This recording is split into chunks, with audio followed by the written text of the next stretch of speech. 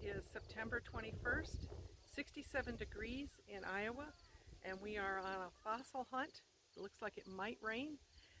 At this location where we are hunting for fossils, we are not allowed to take any of them with us, so this will be a video of fossils inside the limestone on the trail.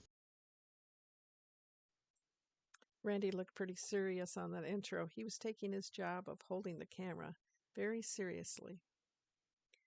I forgot to bring a spray bottle, but I'm not really sure if wetting the fossils made them show up any better.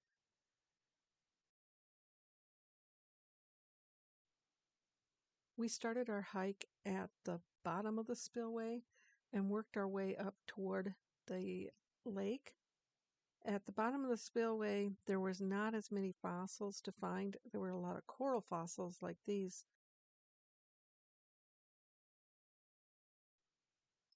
This was actually a really large rock, but it wasn't really a rock. It was a large coral fossil.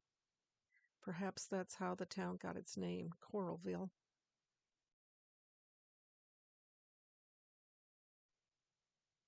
At the bottom of the spillway, there was not as much foot traffic. You will see as we get closer towards the lake how much more worn the fossils are, and you can't see the detail as well. I really love the detail on this one. You can clearly see the septum, the tentacles. Lovely fossil. I have a few colony coral fossils like this in my collection, but none of them have this much detail.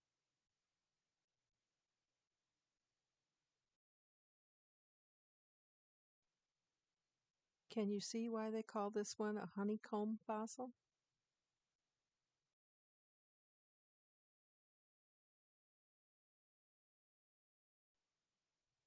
Later in the video, I'll show you a comparison between the fossils that were worn down by foot traffic and the ones that were not worn down. It's quite a contrast. And it's kind of sad too.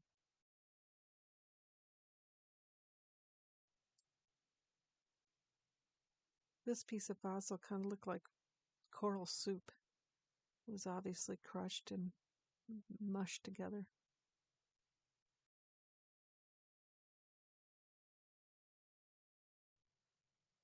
This was one of the mystery corals that we've seen. It was obviously a solitary coral, not a colony coral, but it didn't seem to have the patterns of a horn coral, and it was unusually large for horn corals that we find in this area.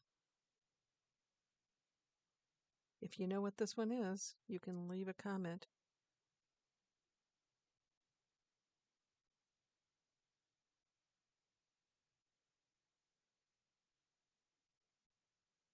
I love it when my husband comes with me on a rock or fossil hunt. It's not his favorite thing to do, so I'm lucky he's willing to do it with me. As we got further up the trail, we started to see more clusters of fossils all together.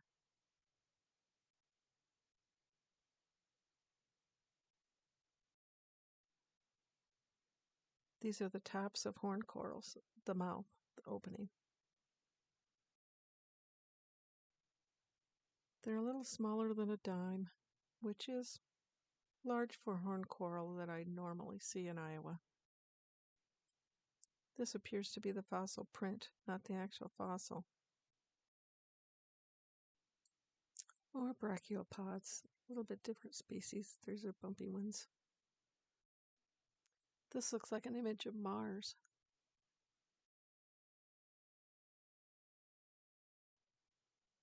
Here's another mystery fossil. Fossil experts, help me out, please. I really want to know what type of coral fossil this is. I'm not sure if it's just a funny Vivicites or if it's something different.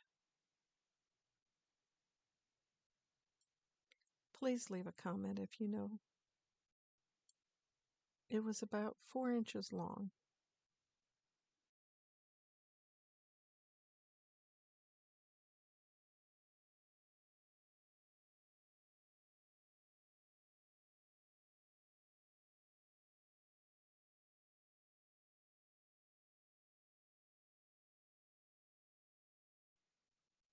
This one was in the same stone, but it looks more like a horn coral.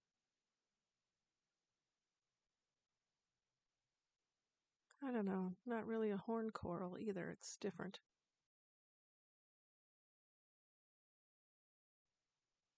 I like the long hinge edge on this one. Pretty neat.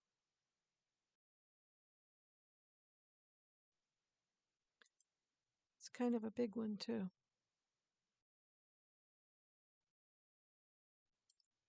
We're starting to see a little more wear on the fossils from foot traffic. As we made our way up the trail, the fossils became more densely packed together, and we started to see a lot more crinoids.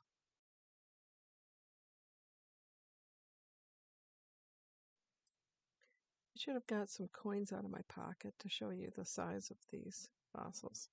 I'll have to remember to bring a measuring device with me next time.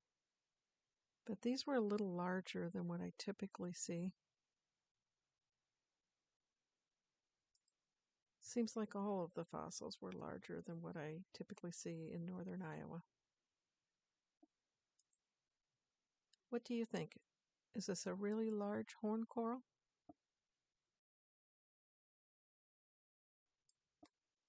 We live in northern Iowa.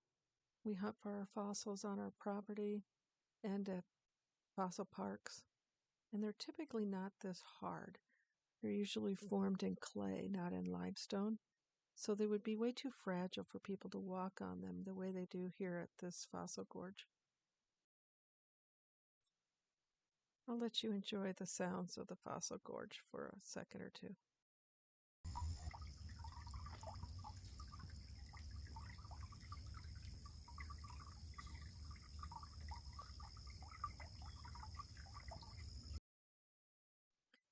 It was a little too windy to leave the audio on. As you can see, the fossils are starting to look a lot more worn down. As we got closer to the lake, there were a lot more people. There were kids racing RC cars all over on the rocks, and other kids climbing and playing, and people hiking. Didn't appear to be too many people who were paying much attention to the fossils that they were walking on. It was a lovely spot, but it's a shame that the fossils are being worn down like this. Park officials have estimated that there's about 200 feet of fossils. The fossil bed in this area was rediscovered in 1993 when there was a flood.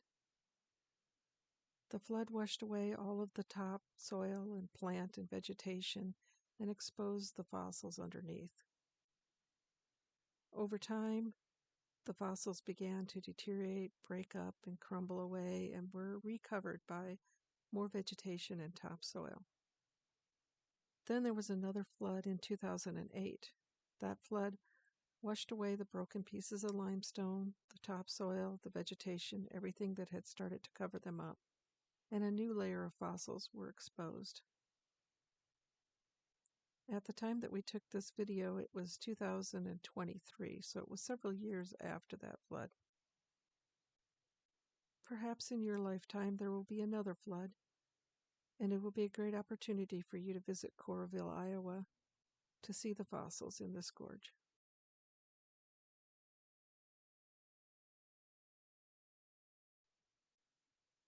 A rose for a rose, a sign of a celebration in this area, or maybe some pictures were taken.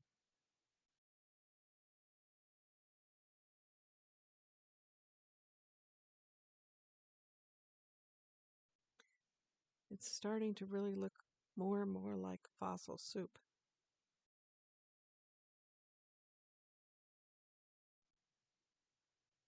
A graveyard of coral.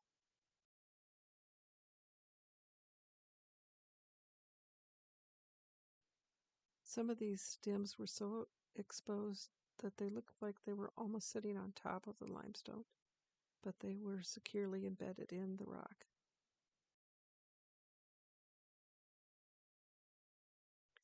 There's something you don't see in the loose clay up in northern Iowa.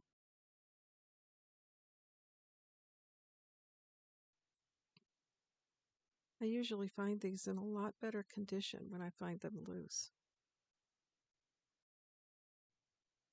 I have videos of other fossil hunts on my channel where I can actually take them with me.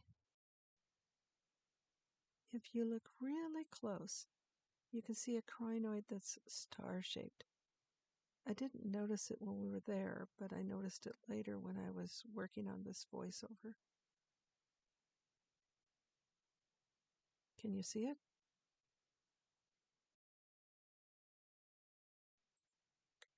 I think there's a better image of the star crinoid coming up. Here's some more of that web fossil. I have never found that in the clay where I live. That is found on the top of the coral, kind of like the leafy part of it. But crinoids are not a plant. They are an animal, a coral. The seafloor was covered with them during the Devonian period. Watch close for the little star when I zoom in. I didn't see it when I was there, but I've seen it now.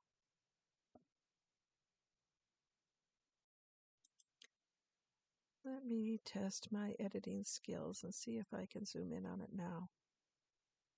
There it is. Isn't that pretty?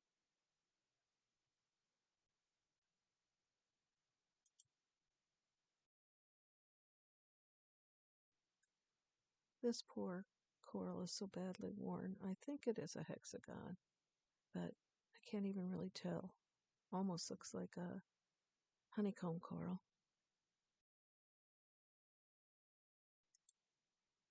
This one was worn smooth.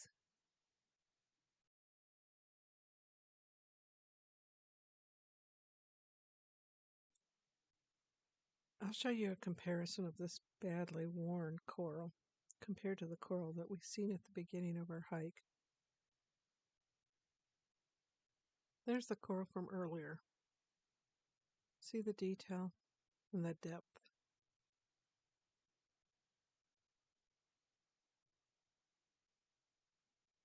Hardly recognizable after being walked on for several years.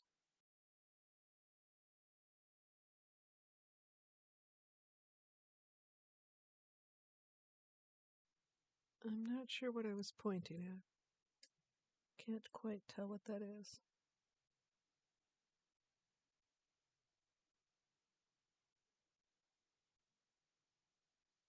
Maybe I was just pointing at the variety of fossils close together.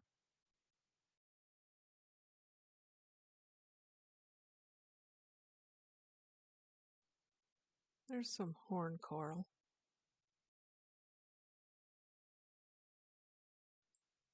My husband called this one our fossil. Randy and Rose.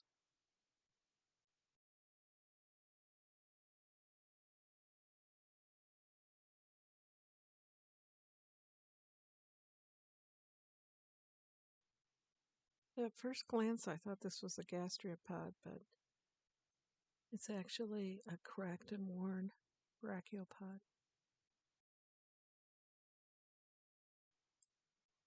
There's another one of those big horn corals.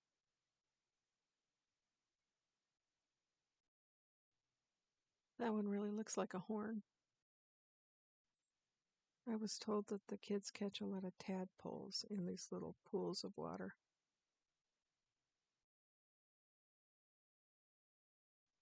During the Devonian time period, Iowa was an ocean, and that is why these fossils from that time period are so prevalent here.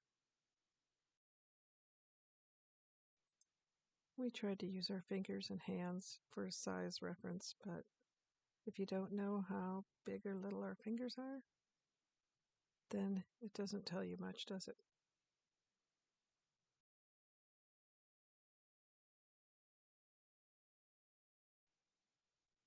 I'd say that this stem is about 6 or 7 inches long.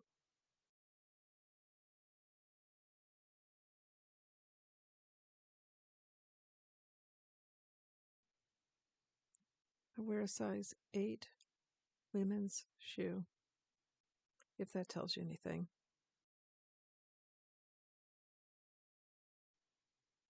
I promise If we go on another fossil hunt, I will bring some sort of measuring device with me.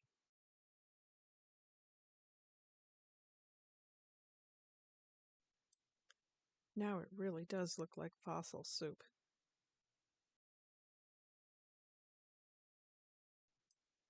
I kept visually scanning through the fossil soup, hoping that I could find a complete crinoid.